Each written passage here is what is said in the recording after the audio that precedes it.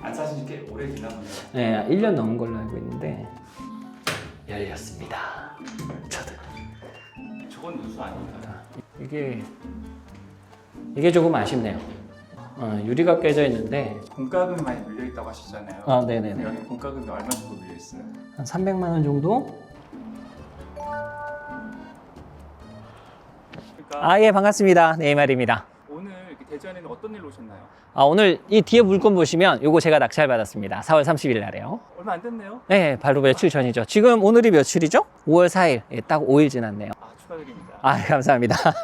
대표님 집이 인천으로 알고 있는데 네네네. 대전까지 오셔서 이 아파트를 낙찰받으신 이유가 있을까요? 이번에 좀 정책을 풀어줬죠. 이게 공시가 2억 이하는 취득세 중과를 배제시켰거든요. 그래서 지방 아파트 부동산 정책 활성화를 위해서 공시가 2억 이하까지는 취득세 중과를 풀어줬습니다. 그러면 이제 투자자분들도 이 취득세 중과가 제외가 가능하다라는 거죠. 그리고 이 아파트는 지금 공시가 2억 이하다 보니까 저 역시도 제가 낙찰을 받고 매수를 해도 취득세 중과가 없어서 제가 낙찰을 받았어요. 지방에 기준이 있나요? 예, 그 서울, 네. 경기, 인천을 제외한 모든 지역은 다 지방 아파트로 포함이 되신다고 보면 돼요.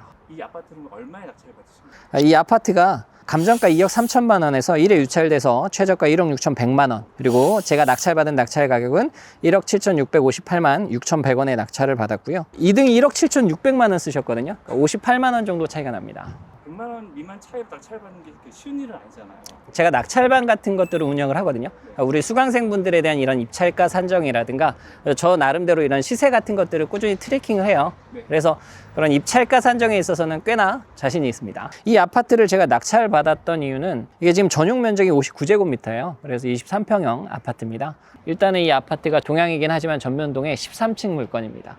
20층 중에 13층이면 굉장히 선호도가 높은 층수거든요. 그리고 앞에가 또 뻥뷰다 보니까 그러한 것들을 제가 감안해서 입찰가를 산정을 했죠.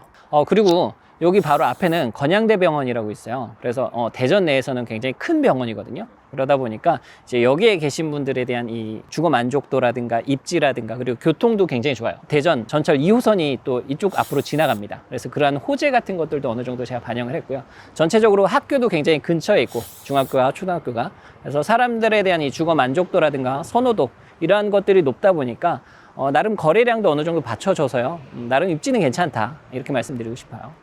여기는 사전 인장을 와보셨어요? 예, 한 번 와봤어요. 지금 13층에 보니까 에어컨이 떨어져 있더라고요. 떼간 거예요. 그래서 사람이 살지 않을 수도 있겠다. 지금 가서 한번 확인은 해봐야 되는데 비밀번호를 일단은 알아냈습니다. 어떻게 하셨어요? 일단 사건 열람을 할 때 그 법무법인 있잖아요. 네. 임차권 등기하신 임차인 분께서 법무법인을 통해서 하셨는데 제가 그 법무법인을 연락처를 알아내서 낙찰받은 사람이니까 시간 되실 때 연락 한 번만 달라 제 연락처를 넘겨드렸고, 그렇게 되다 보니까 또 몇 시간 뒤에 전화가 왔어요. 이야기를 하면서 넌지시 물어봤죠. 비밀번호를 혹시 받을 수 있나. 지금 밀린 공과금이라든가 이러한 것들을 좀 체크하기 위함이다. 그리고 집안 상태라든가 이러한 것들을 한 번이라도 좀 볼 수 있으면 너무나도 감사드리겠다라고 얘기하시니까 주셨어요. 1층 비밀번호 모르는데 어휴 네, 너무 좋네요. 감사합니다. 13층 문이 닫힙니다. 여기서 엄청 깨끗하네요. 바꾼 지 얼마 안 됐나 봐요. 집 상태도 이렇게 깨끗했으면 좋겠네요. 그 임차인분 말 들어보니까 1년 넘게 비어 있었다고 해서 아마 상태가 좋지는 않을 겁니다. 명도비는 좀 세이브를 할 수 있겠네요. 그렇죠. 그러한 부분들에 대한 장점은 있죠. 다만 임차권 등기가 되어 있는 집들은 이제 공과금 같은 것들이 좀 밀려 있겠죠. 지금 여기 보시면 많이 있네요. 열렸습니다. 저도. 제가 낙찰받은 집입니다. 아마 여기가 단전이 되고 단수가 아마 돼 있을 거예요. 지금 방은 3개입니다. 여기가 방은 3개로 알고 있고요.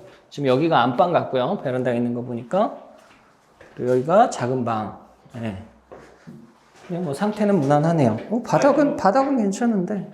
이 정도는 무난한 건가요? 네, 뭐 무난하죠. 사실 크게 기대를 안 했기 때문에. 기대를 안 하셨어요? 네, 뭐 경매받은 집에서 뭐 깨끗한 집. 제가 신축을 받은 건 아니잖아요. 네. 저건 누수 아닙니까? 누수가 있었다면 지금 엄청 심해졌을 거예요. 1년 넘게 하다 보니까. 예전에 그 누수가 있다가 마른 것 같아요. 네. 베란다도 굉장히 넓네요. 이 정도면 저는 만족스러워요. 근데 아무래도 좀 수리가 좀 많이 필요하죠. 필요할 것 같긴 한데. 이 안방에 지금 보니까 이게 조금 아쉽네요. 유리가 깨져 있는데 지금 이 한 짝이 깨져 있어도 두 짝을 다 갈아야 되거든요. 너무 좋은 게 네. 1년 넘게 비어있던 것 치고서는 상태가 너무 좋아요. 지금 저 너무 기분이 좋아요. 왜냐하면 가장 우려했던 게 누수, 그리고 곰팡이, 네, 이러한 것들은 이제 집안 전체적으로 어떠한 하자가 있다던가 이러한 부분들이 발생을 했을 때 문제가 있다고 생각을 했는데 누수 흔적 없죠? 곰팡이 없죠? 너무 좋은데요? 필터는 역할을 한다고. 네. 제가 뭐 사실 이거 보고 입찰을 했습니다.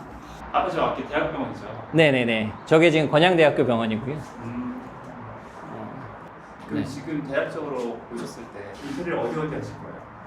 지금 일단은 도배장판 기본적으로 해야 될 것 같고요. 유리 아까 파손된 데 갈아야 될 것 같고요. 싱크대도 막장으로 하면 될 것 같고, 방문은 이제 시트지를 갈지 한번 고민을 해봐야 될 것 같네요.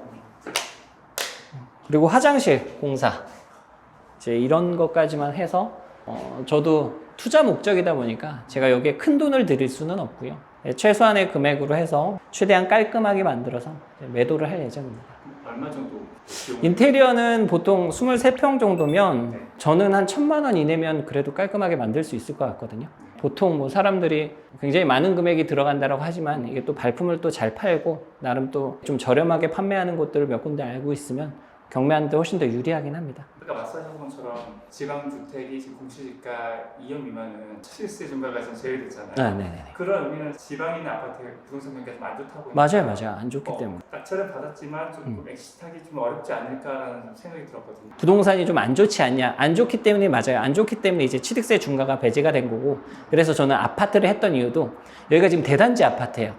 여기가 아마 한 1,700세대, 2,000세대 가까이 되는 대단지 아파트다 보니까 거래량은 꾸준하거든요. 그래서 그걸 목적으로 제가 이 아파트를 선정한 이유가 되기도 합니다. 물론 낙찰가율을 더 낮추기 위해서는 사람들이 선호하지 않는 나홀로 아파트라든가 빌라라든가 연립이라든가 오피스텔 같은 경우가 훨씬 더 저렴하게 낙찰을 받을 수 있겠지만, 저는 이것도 뭐 단타 목적이기도 하고요, 투자 목적이기도 하고, 뭐 그렇게 큰 수익을 바라고서 입찰을 한 건 아니다 보니까 이 정도면 저는 충분히 만족하는 결과입니다. 제가 낙찰하셨던 금액이 1억 7,600만 원이고, 네네네, 맞아요. 인테리어 비용이 약 1,000만 원 정도 예상한다고 하셨는데, 네네네. 그럼 이 아파트는 얼마에 매도를 하실 거예요? 이제 일단은 잔금을 6월 2일 날 치러야 돼요. 왜냐하면 이게 이제 재산세에 대한 이 결정일이 6월 1일을 기준으로 판명을 하다 보니까, 그래서 아직까지는 이제 한두 달 뒤에 일을 뭐 지금 계획을 해놓지는 않았는데, 왜냐하면 한두 달 뒤에는 이제 또 대선도 남아있고, 부동산 시장의 변수도 존재하고, 그리고 공시가 2억 이하에 대한 움직임 같은 것들도 이제 한번 살펴봐야 되잖아요. 이제 뭐 최저가 물건들, 저층 물건들도 지금 여기에 최저가가 한 1억 9,500에서 2억 가까이 하거든요. 근데 저는 이제 층이 워낙 좋고 전면동에 뻥뷰고 하다 보니까 상품화 과정을 거치면 좀 더 받을 수 있겠죠. 상품화 과정까지 포함하면 한 2달이라는 시간의 여유가 있으니까 그때까지 이제 시장이 어떻게 돌아가는지 보고 매도가를 결정할 예정입니다. 앞전 회차에 낙찰을 받으셨던 분이 미납했다고 들었거든요. 네네, 맞아요. 미납했더라고요. 네, 근데 그 미납한 사유를 알 수가 있나요? 본인이 미납을 할 수밖에 없었던 개인적인 사유를 저희가 알 수는 없는데, 대표적인 게 고가 입찰이 가장 크고요. 본인이 생각보다 높게 받았다. 1억 8천 얼마에 받으셨던 걸로 알고 있어요. 생각보다 높게 받았다가 가장 큰 사유예요. 보통 미납 사유는. 두 번째는 뭐 대출이 안 나오거나 개인적인 사유일 확률이 높고요. 추측만 할 뿐이지. 그 미납한 물건에 대해서는 약간의 이제 우려를 하잖아요. 혹시 그런 좀 하자가 있지 않을까? 그래서 더 좋아요. 왜냐면은 네. 초보분들은 일단은 거르는 경우들도 있죠. 저 미납했으니까 무슨 사고가 있거나 무슨 큰 문제가 있는 거 아니야? 저는 경쟁률이 더 낮아서 선호하는데, 이번에 또 더 많이 들어왔어요. 근데 또 대신에 그 금액은 더 낮아졌죠. 금액은 더 낮아졌죠. 예. 실세 중과 배제를 못 받았다면 실세를 얼마를 내셔야 되는 상황이 되겠죠? 저는 일단은 12%를 기본적으로 낼 수밖에 없잖아요. 이것도 지방세 포함하게 되면 또 13%가 넘고 이러다 보니까 13.4%면 2,358만 원. 그러니까 배제를 받지 못했다면 네. 2천만 원 넘는 취득세를 내셔야 그렇죠, 되겠네요. 그렇죠. 그럼 사실은 그 금액이 낙찰받는 의미가 없네요. 의미가 없죠. 그러니까 이게 그 허들을 넘는 사람이 없었기 때문에 지금까지는 이제 실수요자분들 시장으로 돌아갔다면, 이제 공시가 1억 이하는 뭐 지금도 그렇지만 선택에 있어서의 선택권이 크지 않았습니다. 왜냐면 일단 아파트는 제외가 될 가능성이 굉장히 높았죠. 공시가 1억 이하는 대부분 다 위니까. 그러면 빌라라든가 뭐 정말로 소형 주택들 이런 것들만 가능했다면, 이제 지방의 공시가 2억 이하까지 풀어주다 보니까 이런 구축 아파트까지는 가능하거든요. 그러면 이제 오히려 이런 곳들에 이 붐이 일어날 가능성이 굉장히 높다. 아까 말씀 중에 이게 공과금이 많이 밀려 있다고 하셨잖아요. 아, 네네네. 여기 공과금이 얼마 정도 밀려 있어요? 낙찰 받자마자 네. 관리사무소를 갔는데 한 300만 원 정도 조금 넘게 밀려 있다고 하더라고요. 많이 밀려 있네요. 아무래도 이사 비용이 들어가지 않는 만큼 저 공과비는 어느 정도 사전에 좀 인지를 한 상태긴 해요. 여기가 조금 재밌는 게 뭐냐면 네. 낙찰을 받고 와서 막상 보니까 여기가 중앙난방이에요. 중앙난방 같은 경우는 특색이 뭐냐면 이게 전용 부분에 있어서는 인수에 대한 책임이 없지만 공용 부분에 있어서는 뭐 3년치는 판례에 의해서 낙찰자가 인수해야 되거든요. 근데 이게 중앙난방 같은 경우는 점유를 하지 않아도 공용 형식으로 나와요. 그래서 300만 원이 넘는 거예요. 근데 사실 난방비는 전용이거든요. 그래서 제가 일단 난방비는 전용이다 보니까 제가 판례를 드려서 좀 설득을 시키는 과정을 좀 거치긴 했어요. 사실 이건 대법원 판례에서 중앙난방에 대한 이 난방비는 전용이다 판례가 있습니다. 판례가 있어요.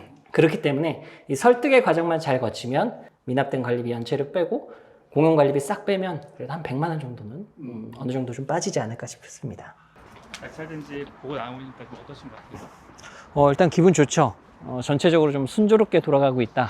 수강생분들한테 또 공유할 만한 정보 같은 것들이 더 많아지고 있다. 공시지가 이하는 취득세 중과 배제를 받다 보니까 이제 영상 보시는 분들도 먼저 많은 관심을 좀 가지실 것 같아요. 그렇죠. 네, 그런 분들께 좀 주의해야 될 점. 일단 공시가 2억 이하 투자로 이제 들어가시려고 하는 분들이 굉장히 많이 계실 거예요. 네. 근데 이분들도 또 무턱대고 들어가게 되면 오히려 손해보는 구간이 나올 수도 있거든요. 이 지방의 공시가 중과 배제를 한 이유는 지방 부동산이 좋지 않기 때문에 중과 배제라는 정책을 펼친 거다 보니까 이제 이게 엑시트하는 전략이 오히려 어려울 수 있으니 내가 매도 전략을 확실히 그 플랜을 세워서 입찰을 하셔야 될 겁니다. 어느 곳을 하셔야 되냐 제가 팁 하나 드리자면 일단은 광역시, 대도시 위주로 입찰을 하셔야지 엑시트하기가 조금 더 유리한 부분들이 있을 거고요. 부동산 시장을 어느 정도 공부를 해보시면 공급 물량이라든가 입주 물량 그리고 전세가율 높은 곳들을 찾을 수가 있거든요. 전주 같은 경우라든가 울산 같은 경우에는 입주 물량이 굉장히 부족한 상태예요. 이러한 곳들은 이제 입찰을 한다든가 하게 되더라도 엑시트 전략이 좀 더 유리한 부분들이 있겠죠. 혹은 뭐 이런 충남이라든가 이러한 곳들은 이제 뭐 공급 물량이 어느 정도 많이 있긴 하지만서도 뭐 일자리도 많아지고 인구도 많아지는 곳이다 보니까 이러한 곳들도 어느 정도 엑시트 하는데 좀 유리한 부분들이 있을 겁니다. 그런 대도시라든가 광역시 같은 곳들 이러한 곳들을 첫 번째로 타겟으로 잡으시는 게 좋고요.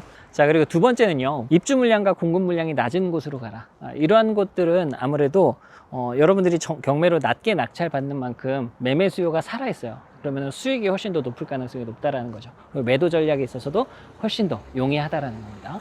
그리고 세 번째 같은 경우는요, 전세가율이 높은 곳으로 가라. 전세가율이 높은 곳은 매정 갭이 그만큼 낮다라는 얘기잖아요. 그러면 전세 세입자가 실수요자로 갈아탈 확률이 굉장히 높다라는 얘기예요. 그래서 이러한 곳들을 경매로 낙찰받게 된다면 여러분들이 수익화하거나 매도 전략을 펼치는데 굉장히 유리하실 겁니다. 도움이 되셨나요? 네, 이상 네이말이었습니다.